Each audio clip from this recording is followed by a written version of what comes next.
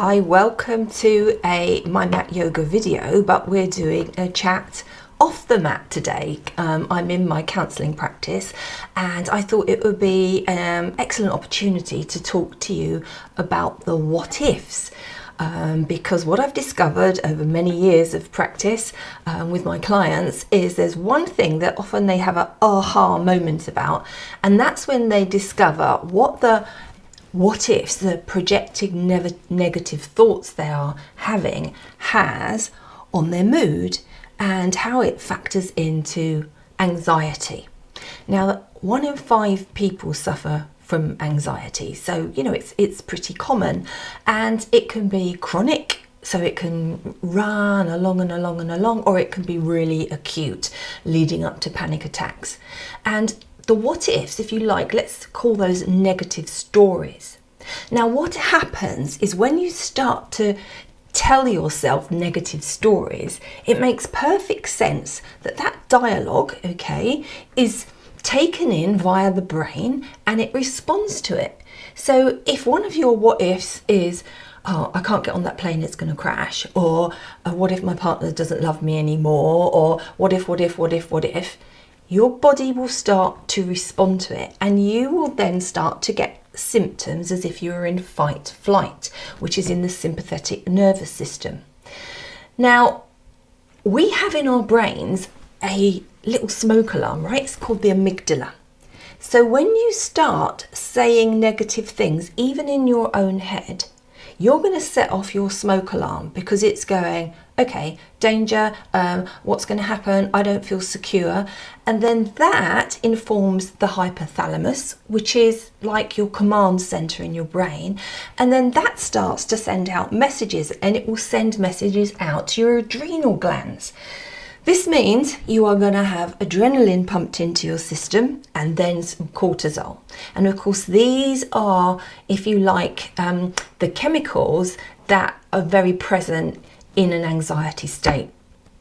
So we don't want to be in fight flight. So this is why it's really important to work out if you are in the what ifs. So what ifs aren't happening. They're what you think is going to happen, right? So they are a projected negative thought. And the really important bit here is it's a thought. It's not a fact. So you're asking your autonomic nervous system to do what it's meant to do, which is respond to the signals it's given. And you're giving it very negative signals with your what ifs. And it's going to throw you into a really unpleasant state. So we need to learn how to catch ourselves in the what if.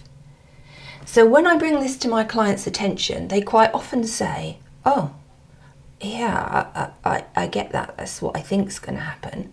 And then we can connect that to how they're feeling. When we then challenge it and say, okay, how would it be if you were able to say, well, it's not happening now. I don't have any evidence of it. Obviously, I wouldn't like it to happen, but I'm just going to ground myself. I'm going to stay in the now, okay, where I am right now, because the thing that I'm thinking about definitely isn't happening in the now. And so I'm going to really try and work out if I am in a thought or in a fact, because you know, when you're factual, your parasympathetic nervous system, your rest and digest, it can make sense of things.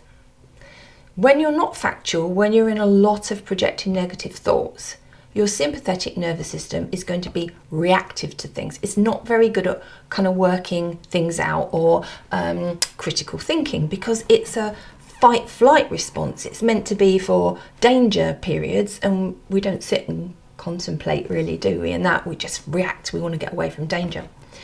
So what I want you to think about is, am I doing that? And if I am, can I just take a moment, wherever I happen to be, ground myself in the moment, connect myself to where I am, maybe connect yourself to your breath, which is one of the best ways of bringing your system back online and out of that fight flight.